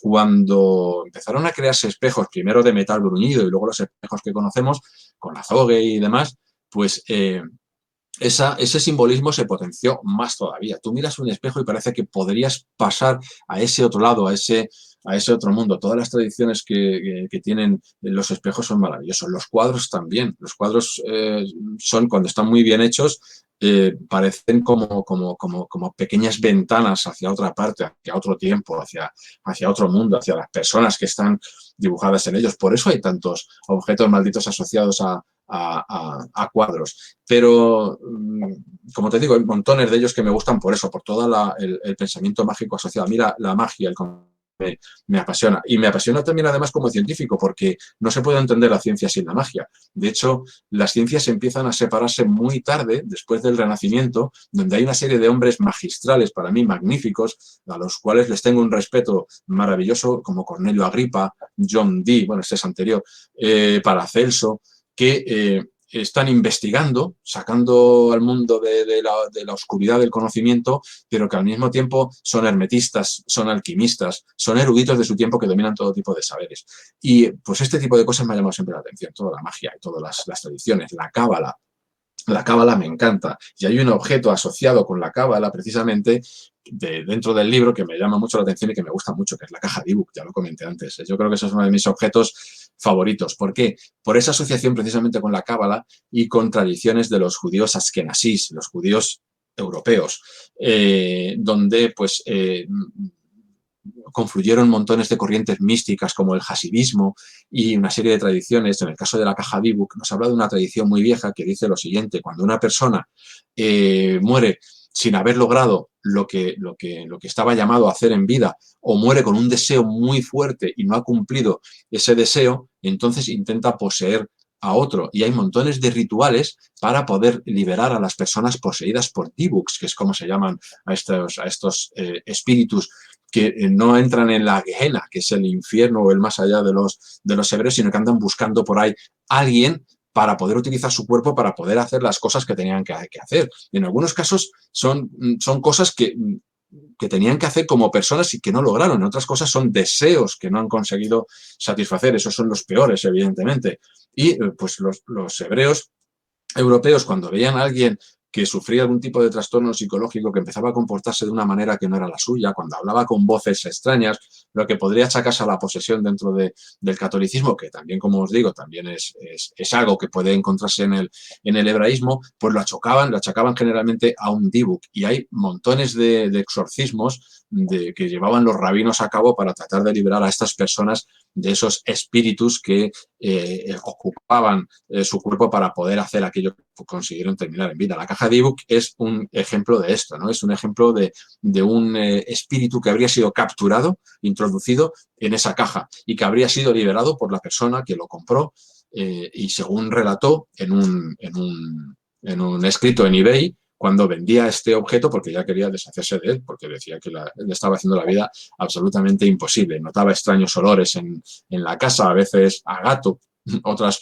olores muy desagradables, sonidos, sueños en los que una persona mayor, una anciana en concreto, le golpeaba, pues cosas tremendas. Pero sobre todo eso, esa asociación con la cábala y esas creencias místicas de los hebreos, ¿no?, medievales, que a mí me fascinan. Javier, nosotros teníamos pensamiento de continuar con todos los libros, pero como nos estamos extendiendo y no queremos hacer esto ni entretenerte demasiado, vamos a ir finalizando. Entonces vamos a terminar una rondita de preguntas también habitual entre nosotros. Y yo tenía una pregunta que no la puedo dejar pasar, pero vamos, desde ya te enlazamos para seguir otra conversación mágica sobre tus dos últimos libros mágicos. Eso es muy bien. Tanto Egipto como los nórdicos, y que nos hable ya del futuro. Pero perfecto. ¿Cómo es un día a día con un ser élfico sevillano, Javier? Pues no sabes lo que va a ocurrir, ¿sabes? Es algo imprevisible. Es la imprevisión más absoluta. Es lo que ocurre cuando te lías con elfos y hadas y demás cosas. Además, lo pondré en un libro. Eso te iba a decir, ¿no has pensado escribir un libro sobre hadas? Bueno, es un tema que me apasiona, me gusta muchísimo. Hay temas que acabarán, me imagino, que plasmados en libros. La brujería, por ejemplo, la magia ceremonial, que me encanta mucho también. Hay otros temas que a lo mejor no los plasmo, como el taoísmo, cosas que a lo mejor no sabíais que me gustaba mucho también. Taoísmo, las doctrinas hindúes. Pero ese tipo de cosas me gustan. Y evidentemente las tradiciones y el folclore europeo acerca de hadas, de elfos, me encanta. De hecho, el siguiente trabajo algo tiene que ver con eso, un poquillo con eso y con el último libro. Vale. Y algo que te he preguntado ya en varias ocasiones, e insisto, ¿la novela para cuándo? Es que eso me da mucho respeto, Maite. Me da respeto. Voy haciendo pequeñas cosillas por ahí, a ver si algún día me tengo tiempo y me pongo. Si me pongo me gustaría hacerlo bien, con lo cual me gustaría hacerlo con tiempo. Probablemente conociéndome sería alguna novela histórica, si no me da por algo más fantástico, pero la novela histórica me tiraría mucho, porque tengo algún caso por ahí que desde luego es para novelarlo. Y bueno, pues sería documentarme muchísimo para hacerlo bien y con tiempo. Así que ahí queda, ahí anda. ¿Tú eres lector de novelas, Javier? Sí, literatura. A veces me paso más a un tema, luego me paso a otro. Por ejemplo, lo puse el otro día en Facebook. Me acabo de terminar Crimen y Castigo de Dostoyevski, una auténtica joya que tenía ahí pendiente desde hacía mucho tiempo y ahí la tengo. Ahora estoy con Naná, de Emil Solá, por ejemplo. Entonces, pues, combino. Ahora mismo estoy leyendo varias cosas. Terminé de leer, por ejemplo, un libro de Carballal, de Manuel Carballal, y aparte del de Castaneda, los libros del ocultismo, sobre física, estoy leyendo también sobre algunos librillos sobre física, la última física, física cuántica, astrofísica y eso, y novelas, muchas sí. Bueno, pues como ya estamos acabando, yo no me quiero quedar con esta curiosidad. Tú y yo, Javier, nos conocimos, aparte de por la afición, por el misterio, por el gusto a la cerveza. Claro. O sea, yo, como te dije cuando te entregamos el regalito en nuestra jornada, que lo que la cerveza ha unido, que no lo separe el hombre. Jamás, eso es imposible. ¿Cuál es tu cerveza favorita? Mira, pues... Te ponen en un compromiso, ¿eh? Porque... No. A ver, el hada férica, el hada férica, Ada García, que es a quien hace referencia, evidentemente, siempre me gasta bromas poniéndome en un compromiso con el tema Cruzcampo y demás. Y Mau. Mira, todas las cervezas, la verdad es que no he encontrado ninguna cerveza mala de decir no bebo esto en mi vida, ninguna. Y además me gusta beber la cerveza de cada región. Si voy a Galicia, por ejemplo, pues me gusta Estrella de Galicia. Ahora bien, claro, estas son cervezas para beber cuando estás con amigos, tranquilamente, cervezas de combate, como yo digo, ¿no? De las que tiene uno cerca y fáciles. Pero a mí me encantan mucho las cervezas, por un lado, algunas de estas artesanas que están haciendo, están muy bien, y cervezas extranjeras. Si me ponéis en cuál es la cerveza que más me gusta, hay muchas, pero por ejemplo la Judas me gusta mucho y hay una de muy alta graduación además que me gusta mucho, que es la Scaldis, que además tiene un nombre muy nórdico.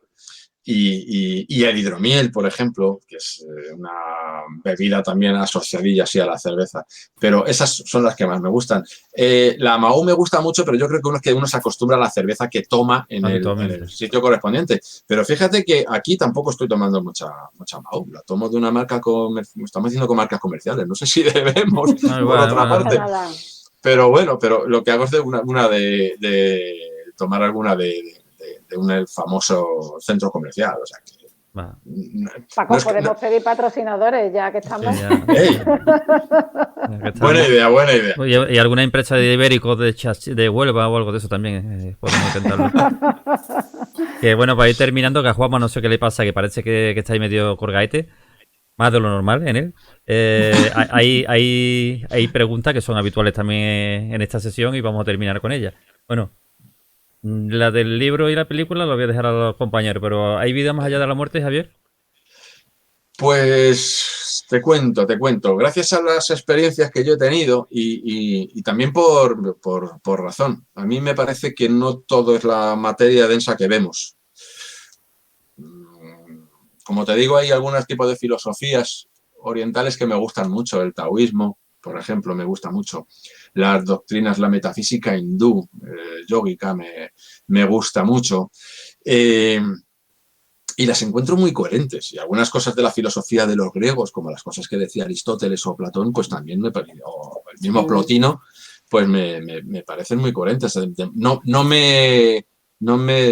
golpean mi razón, ni mucho menos, todo lo contrario. Entonces, como te digo, estoy abierto y las experiencias que yo mismo he tenido me hacen pensar que no todo está compuesto de la materia que observamos en nuestros microscopios, en nuestros telescopios. Que hay algo, llámale conciencia o como tú quieras, pero que además, pues muy probablemente haya sido,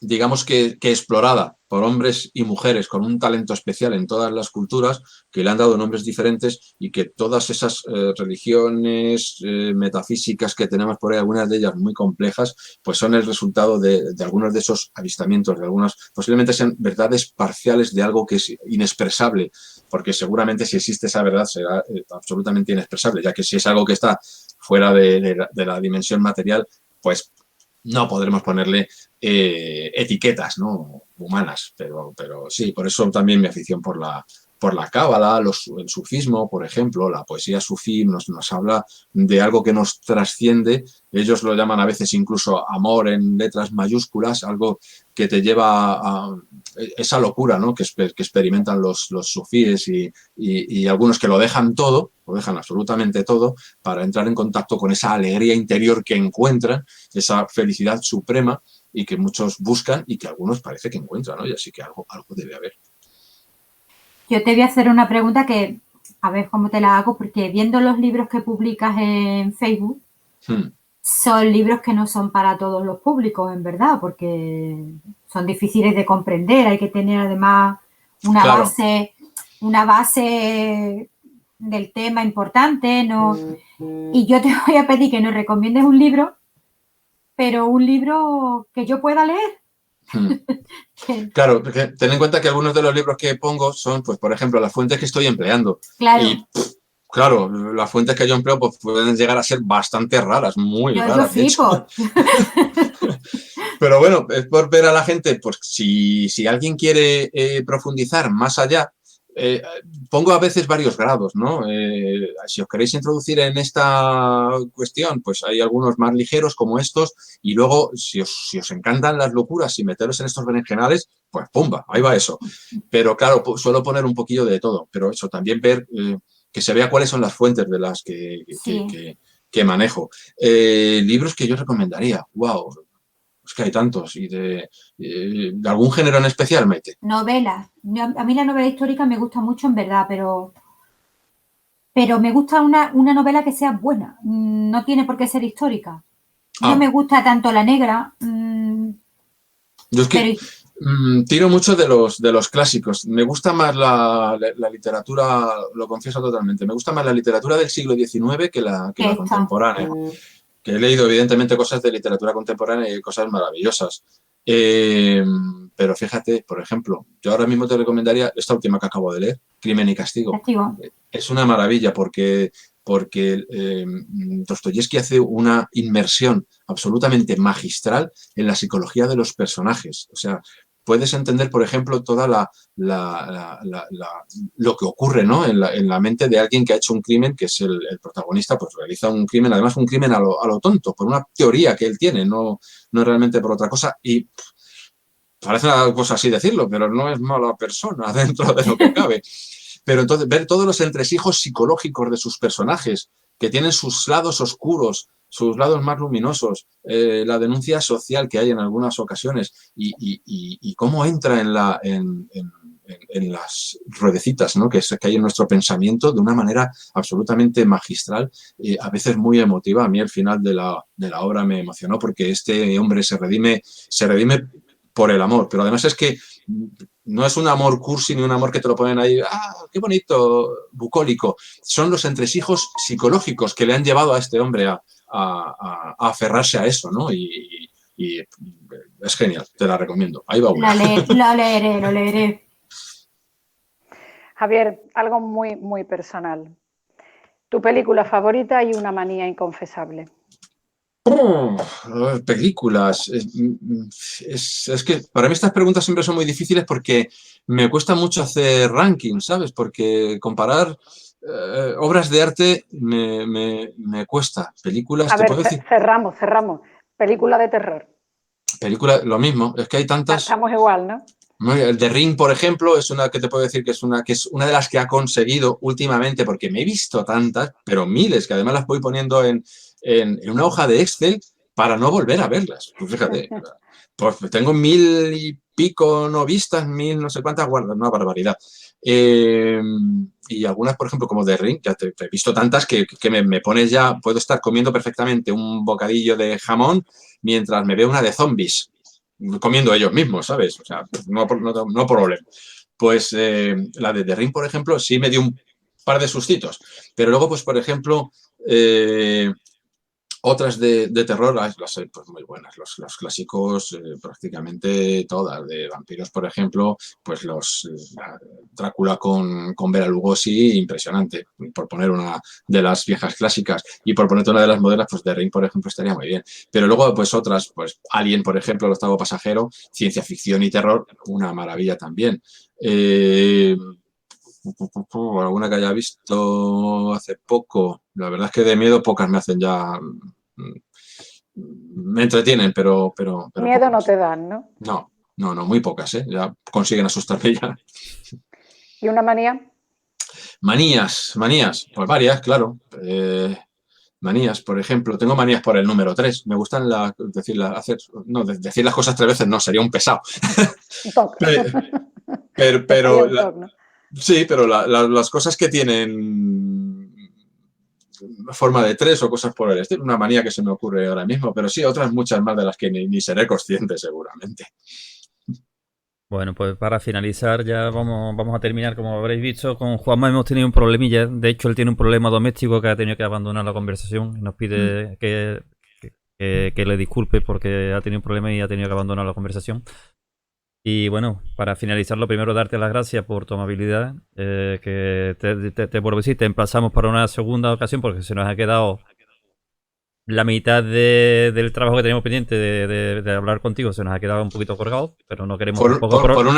Por una manía que tengo, Sí, que sí, acabo de darme cuenta, la de enrollarme. sí, pero que no, pero nos encanta, nos encanta. Nos encanta tener una persiana como tú que se enrolla de esa forma. Y bueno, pero a finalizar yo he extraído de Stephen King, del misterio de Silent Hill, he extraído un texto que para finalizar contigo. Buenísimo libro. Finalizar contigo. Y dice así, dice, en torno a ellos la bestialidad de la noche alza el vuelo con sus alas tenebrosas. Ha llegado la hora de despedir a nuestro vampiro favorito, a nuestro amigo Javier, que esperamos verte por aquí prontito y poder brindar con una espumosa, fresquita, sea de la marca que sea, Javier, para que no nos vamos a pelear. Seguramente que con unas olivitas o aceitunitas, como decimos por aquí abajo, estarán bien acompañadas. Y con una Cruzcampo de maravilla también, ¿no? Ya que hemos mencionado las marcas, no hace falta ya. La que sea, cualquiera buena. Lo dicho, Sí, por supuesto. darte las gracias por tu amabilidad y esperamos verte muy prontito. Ojalá Y sea así. Y un beso a Ada cuando la vea de nuestra parte. Por supuesto, de vuestra parte. Y nada, agradeceros. Siempre con vosotros estoy de maravilla, porque además de buena compañía sois amigos y en vuestra compañía me encuentro siempre súper bien y de maravilla, y esas olivas y esas cervezas tienen que estar, pero ya. Es mutuo, es mutuo. Bueno. Pues muchas gracias, Javier. Muchas gracias. Un abrazo muy fuerte, Javier. Un abrazo a vosotros y a todos los que nos vean y nos escuchan.